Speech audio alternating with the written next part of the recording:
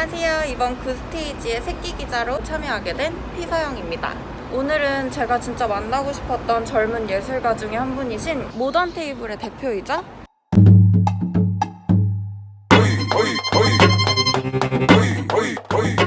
다크니스 품바라는 대표작을 가지고 계신 김재덕 안무가님인데요.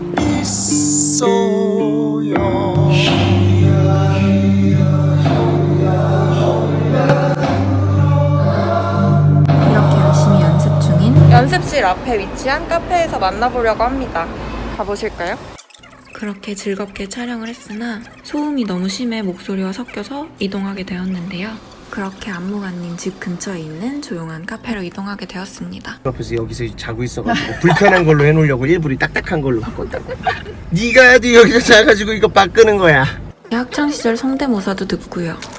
그럼에도 여의치 않아서 밖에서 진행했는데도 즐겁게 임해주신 김재덕 안무가님입니다.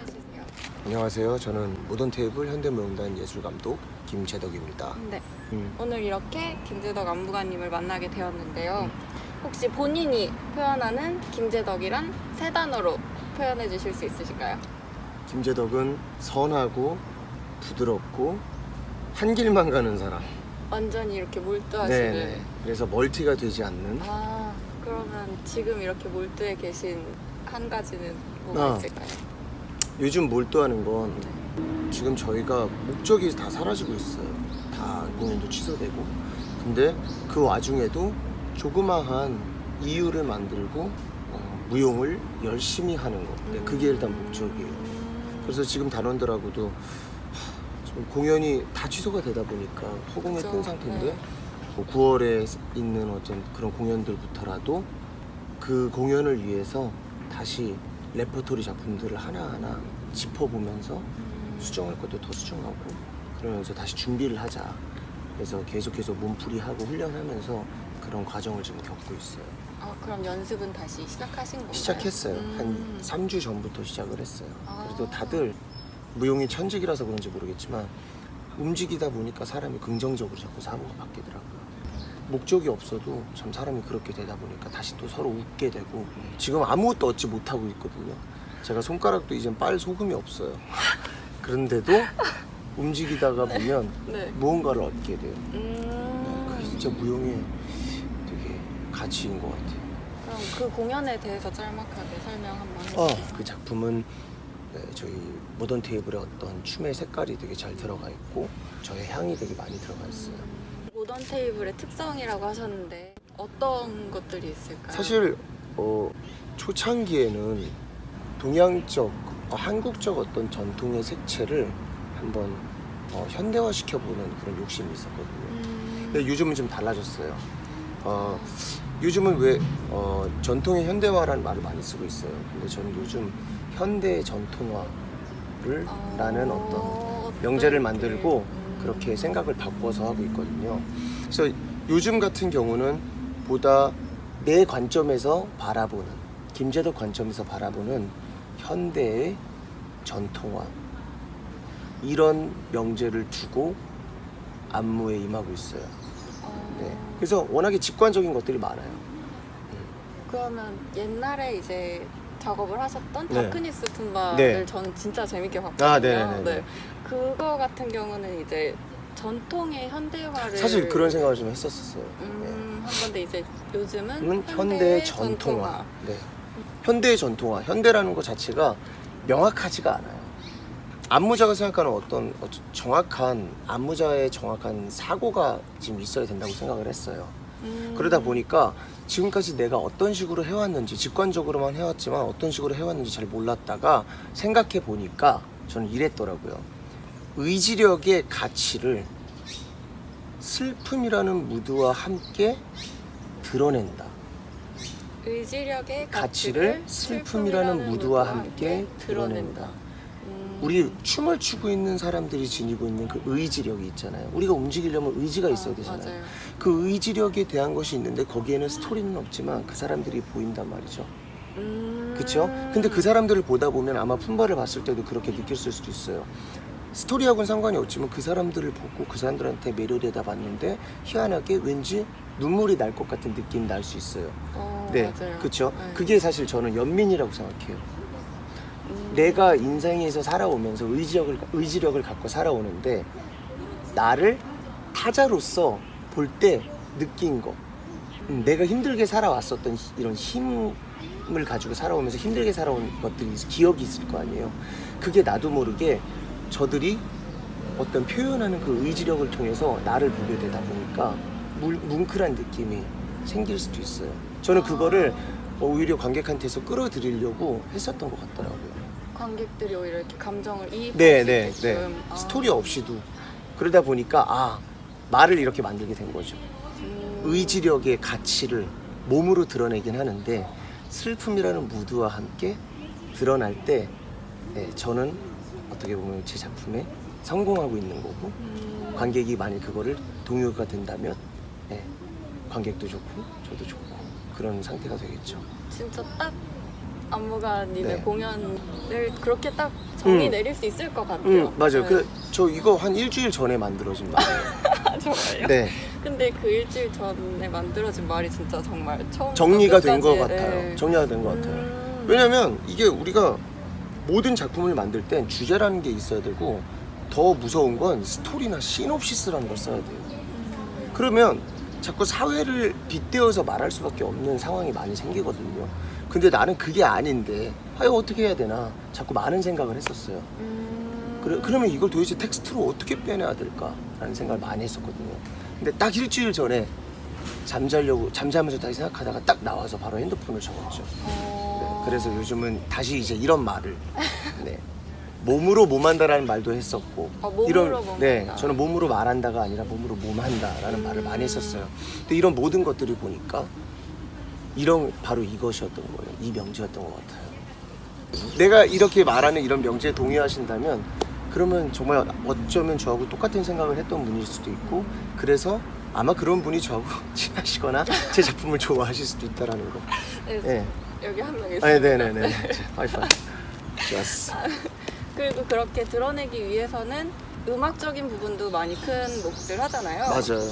이런 작품에 있어서. 맞아요. 네, 근데 다 작곡을 하신다고 들었어요. 네. 무대를 만드는 그 과정에서. 음악을 먼저 하냐? 네, 맞아요. 무용을 먼저 하냐? 맞아요. 근데 저한테 사실 이제는 음악하고 무용은 함께. 저는 이제 무용으로 음악하고 음악으로 무용해요. 그래서 내가 어떤 안무가 짜질 때 내가 동작을 만들다 보면 이제 악기가 생각나고 이러한 패턴으로 음악을 만들면 되겠다라고 할 때도 있고 나도 모르게 오늘 그냥 음악을 잡다 생각하면 안무하면 되겠다. 이런 컨셉으로 작품 짜면 되겠다. 이렇게 나와요. 단지 그냥 과학적으로 볼 때는 무엇을 먼저 행동하느냐인 것 같고 저한테 생각은 한순간에 같이 오는 거라고 생각해요.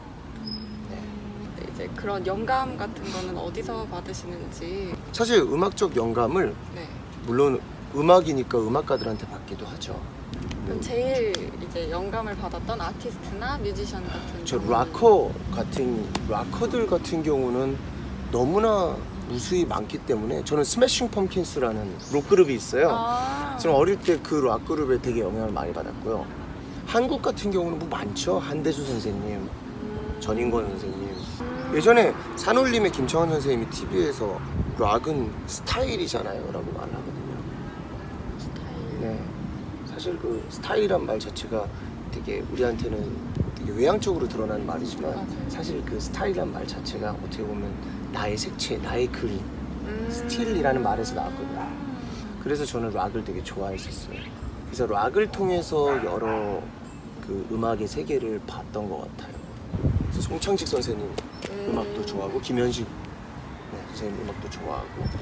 그러면은 추천해 주시고 싶은 플레이리스트. 플레이리스트요? 저는요 이거는 우리 아버지께서 되게 좋아하시는 음악이기도 한데 그래서 제가 좀 영향 많이 받았었는데 김민기 선생님의 바람과 나라는 곡이 있어요. 바람과 나라는 곡. 근데 저는 사실 김민기 선생님 부르신 것보다 한대수 선생님이 부른 거에 더 영향을 받았어요. 더 락적인 네네네. 색채가. 그것이 하나 있고 신해철 선생님의 코메리칸 블루스라는 곡이 있어요. 그 곡이 뭐냐면 말 그대로 코메리칸 블루스예요. 락인데요. 네.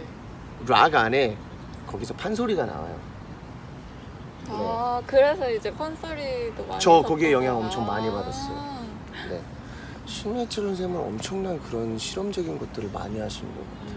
저는 진짜 정말 영향을 많이 받았어요. 그 코메리칸 블루스 하나 말씀드리고 싶고, 또 하나는 앨범 내셨잖아요.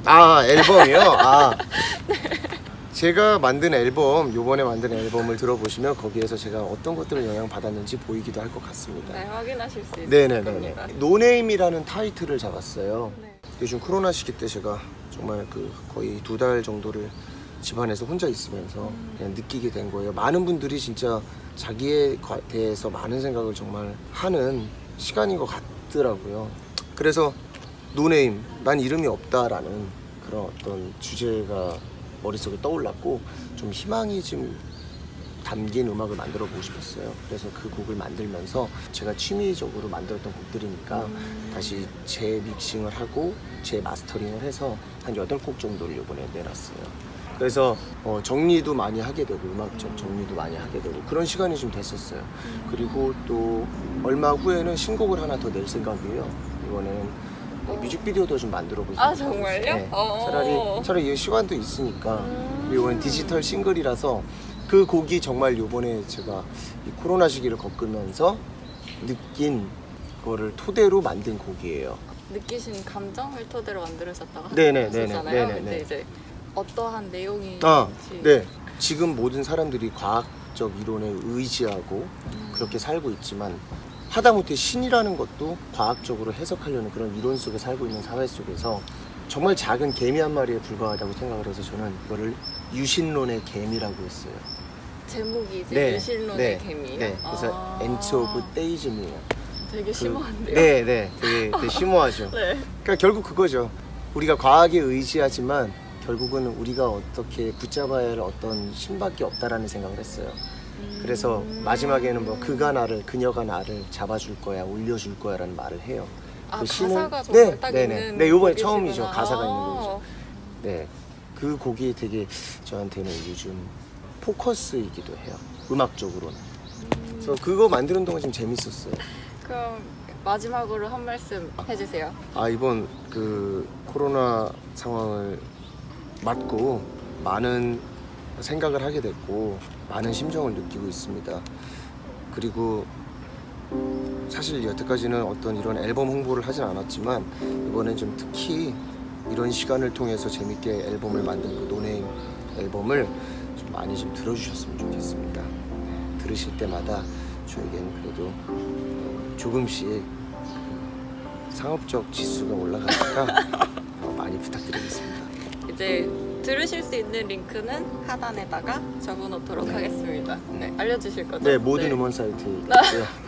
네, 어디서든 들으실 수 있습니다. 네, 알겠습니다. 네. 김재덕 현대무용가님의 노네임 많이 들어주시고요. 다음 달에도 신곡 나온다고 하니까 네네네. 네, 뮤직비디오도 많이 봐주시고요. 네, 꼭 그것도 만들 네. 생각이니까 네, 꼭 어떻게든 만들어주세요. 네네. 네, 이제 앞으로의 모던 테이블과 김재덕 안무가님의 활동을 많이 기대해 주세요. 네, 계속해서 재밌게 잘 지켜봐 네. 주세요. 네, 감사합니다. 네, 감사합니다. 네, 감사합니다. 감사합니다. 수고하셨어요. Yes. 여기까지.